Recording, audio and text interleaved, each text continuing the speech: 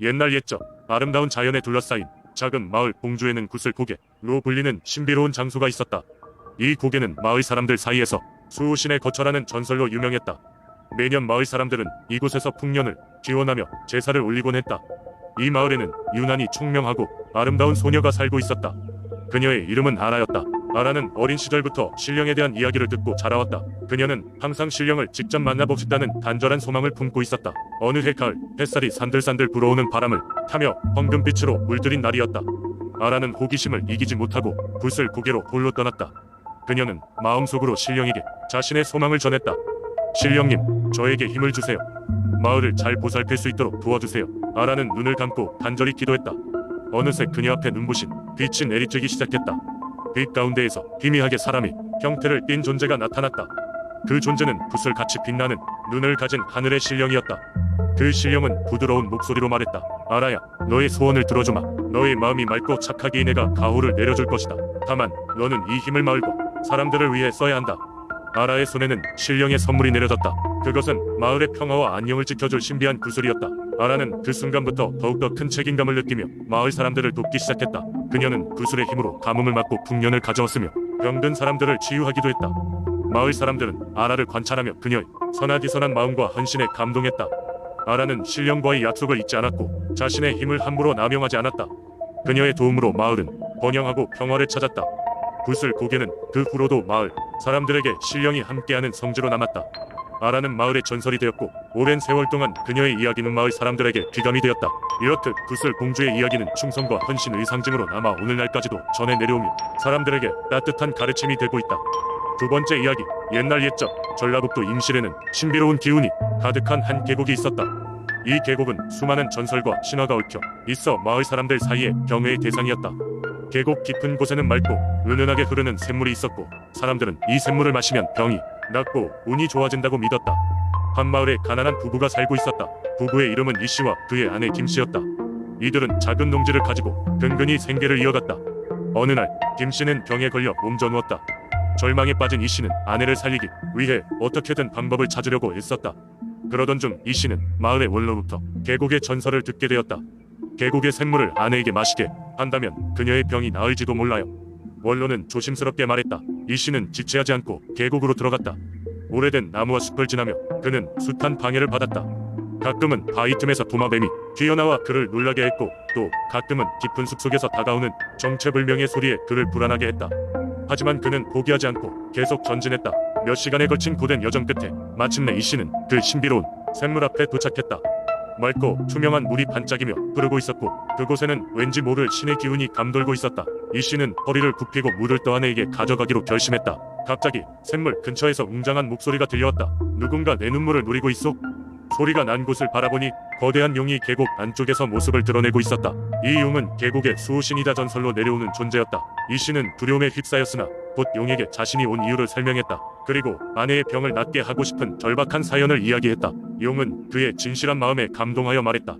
그대의 진정성과 사랑에 감명을 받았소. 샘물은 사실 나의 눈물이오. 사랑하는 이들을 위해 기꺼이 내 눈물을 나누리다. 이씨는 용에게 감사 인사를 전하고 물을 아내에게 가져갔다. 놀랍게도 김씨는 샘물을 마신 지 얼마 지나지 않아 병에서 회복되었다. 마을 사람들은 모두 기뻐하며 축하했다. 이씨와 김씨의 이야기는 임실 전역에 퍼졌고 그 후로도 많은 사람들이 용의 전설을 믿으며 계곡의 샘물을 찾곤 했다. 이 이야기는 비록 전설로 전해져 내려왔지만 사랑과 진실된 마음은 어떤 어려움도 극복할 수 있음을 일깨워주는 중요한 교훈으로 남아 임실 사람들의 마음속에 깊이 자리 잡았다. 세 번째 이야기, 옛날 옛적 논산의 작은 마을 용정리에는 신비한 바위가 있었습니다. 이 바위는 단순한 돌 무더기가 아니라 마치 거대한 구렁이가 꿈틀대는 것처럼 보였다고 합니다. 마을 사람들은 이를 구렁이 바위라고 부르며 경외심을 가지고 대했습니다. 구렁이 바위는 단지 외형 때문만이 아니라 그와 관련된 전설 때문에도 중요했습니다. 오래전 이 마을에 사는 한 남자가 있었습니다.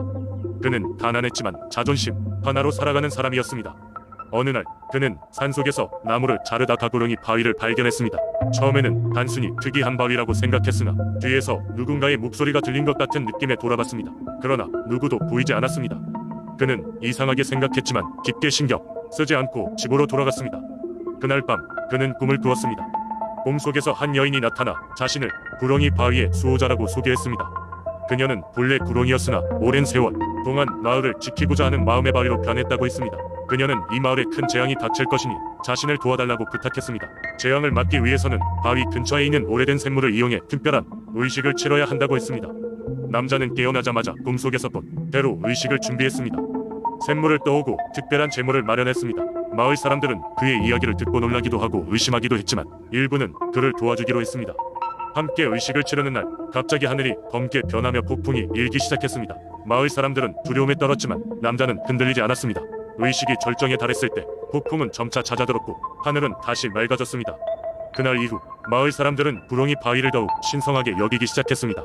그 남자는 마을의 영웅으로 칭송받았고 매년 같은 날 마을 사람들은 바위 근처에서 축제를 열며 그날의 기적을 기억했습니다. 이 신비로운 이야기는 지금까지 도눈산의 구전설화로 남아 마을 사람들에게 전해지고 있습니다. 네 번째 이야기, 옛날 옥천이라는 마을은 풍요로운 자 연경관 덕분에 많은 이야기가 전해 내려오는 곳이었다.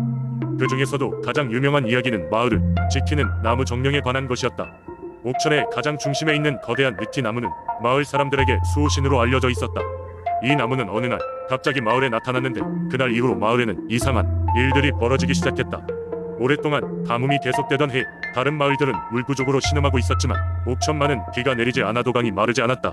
마을 사람들은 느티나무가 마치 마법처럼 물을 끌어들이고 있다고 믿었다. 또한 해마다 이맘때면 어김없이 들려오던 태풍도 이때부터 마을을 피해가는 것처럼 보였다. 그래서 사람들은 이 나무를 신성한 존재로 대했으며 매년 나무 앞에서 제사를 올리고 그 해의 풍요와 안전을 기원하였다. 계절이 바뀌고 해가 지나면서 옥천은 점점 발전해갔다. 그런데 어느 날 외지에서 온 탐욕스러운 장사가 한 명 들어온 뒤부터 문제가 생기기 시작했다. 그는 옥천의 중심부에 큰 장터를 열고 싶어 했다. 그 장소가 바로 그 느티나무가 있는 곳이었다. 외지인 장사는 느티나무를 베어내고 그 자리에 자신의 장터를 세우고자 했다. 처음에는 마을 사람들 모두가 반대하였다. 하지만 장사는 마을 사람들에게 많은 금전적 이득을 제시하며 못 이겼다. 마침내 일부 마을 사람들은 장사의 제안을 받아들였고 나무를 베어내기로 결정했다. 그날 밤 정령이 꿈에 나타나 사람들에게 경고했다. 만약 나를 없앤다면 이 마을 역시 힘을 잃을 것이다. 그러나 욕심에 눈이 먼 사람들은 그것을 단순한 꿈으로 치부하고 무시했다. 다음날 느티나무를 자르기 시작하려는 순간 갑자기 하늘이 어두워지더니 천둥번개가 치기 시작했다. 마을의 지혜로운 노인은 이 모든 것이 나무 정령의 분노라고 생각했다. 그는 급히 마을 사람들을 모아 해명과 사과의 제사를 올리자고 제안했다. 마을 사람들은 노인의 말을 믿고 다시금 제사를 올리기로 결정했다. 나무 앞에선 그동안의 행동을 뉘우치며 눈물로 사과했다. 그러자 놀랍게도 천둥번개가 멈추고 거짓말처럼 맑은 날이 되었다. 마을 사람들은 경이로운 마음으로 정령에게 감사를 표했으며 나무를 보호하고 그 정령을 기리는 축제를 매년 열기로 약속했다. 그 후로 옥천은 계속해서 풍요롭고 안전한 마을로 성장할 수 있었으며 외지인 장사도 자신의 욕심을 반성하고 마을 공동체의 일원이 되어 협력하며 장사를 이어나갔다. 이렇게 옥천의 느티나무는 단순한 나무를 넘어 마을의 상징이 되었으며 오늘날까지도 정령의 이야기는 사람들에게 전해지고 있다. 이 이야기는 단순한 신앙만이 아닌 인간의 욕심과 자연의 조화로움을 일깨워주는 중요한 교훈으로 남아있다. 다섯 번째 이야기, 옛날 옛적 포항의 해안 마을에는 바다를 지키는 신비로운 존재가 있다고 전해졌다.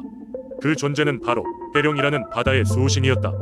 해룡은 그 넓은 동해의 깊은 바다 속에서 살고 있었지만 때때로 수면 위로 떠올라 마을 사람들에게 모습을 드러내곤 했다고 한다. 해룡은 거대한 용의 형상을 하고 있었다. 그의 비늘은 바닷물처럼 푸르고 해초가 그의 수염처럼 얼굴을 장식하고 있었다. 전설에 따르면 해룡의 눈은 깊은 지혜를 담고 있어 한번 그 눈을 바라본 사람은 평생 잊을 수 없는 깊은 감명을 받았다고 한다. 해룡은 바다를 항해하는 선원들을 보호하고 안전한 항로를 안내하는 역할을 하였으며 마을의 풍요를 기원하는 존재였다. 그런 해룡이 가장 즐겨 찾는 장소는 포항의 절경 호미곶이었다. 호미곶은 해가 뜨는 동해 바다의 아름다움과 경이로움을 한눈에 담을 수 있는 명소였다. 해룡은 특별한 날이면 호미곶 앞바다로 나와 태양이 떠오르는 모습을 보며 그 빛을 온몸에 받아들이곤 했다. 그리고는 그 빛을 바다에 나누어주어 바다 생명들이 생동감 넘치게 하루를 시작할 수 있도록 도왔다. 마을 사람들은 해룡의 존재에 경외감을 품었고 해룡을 기리는 크고 작은 의식을 열었다. 매년 음력 초하루가 되면 마을의 어부들과 주민들은 호미곶에 모여서 해룡에게 감사의 제사를 올렸다. 마을의 원로들은 해룡의 전설을 젊은 세대에게 전하며 바다의 신비와 그 중요성을 일깨웠다. 하지만 어느 해 마을에 예기치 않은 재앙이 닥쳤다. 연달아 몇 차례 극심한 태풍이 불어 닥쳐 마을의 어선과 시설들이 큰 피해를 입었다. 주민들은 당혹스러웠고 이 일을 단순한 자연재해로만 볼 수 없었다. 사람들은 해룡이 무엇인가 노하고 있다는 두려움에 사로잡혔고 그 원인이 무엇인지 알기 위해 노력했다. 마을의 지혜로운 할머니가 꿈속에서 해룡을 만났다고 했다. 해룡은 깊은 한숨을 쉬면서 인간들이 바다를 오염시키고 바다 생명들을 남획하는 것에 대한 안타까움을 토로했다고 한다. 사람들은 할머니의 이야기를 듣고 깊이 반성했다. 자연에 대한 경외심을 잃고 탐욕과 이기심에 눈이 멀었던 자신들의 행태를 뒤돌아보고 다시금 바다의 질서를 회복하기 위해 노력하겠다고 다짐했다. 후에 마을 사람들은 바다를 깨끗이 하는 날을 정하고 모두 함께 해안을 청소하였다. 더 나아가 지속 가능한 어업 방식을 연구하고 해양 생태계를 보호하는 다양한 활동을 시작했다. 그제서야 해룡은 기뻐하며 다시금 마을 사람들을 미소로 맞이했다고 한다. 이후로 포항의 바다는 한층 더 풍요로워지고 주민들은 해룡의 축복 속에서 안전하고 풍족한 생활을 이어갈 수 있었다.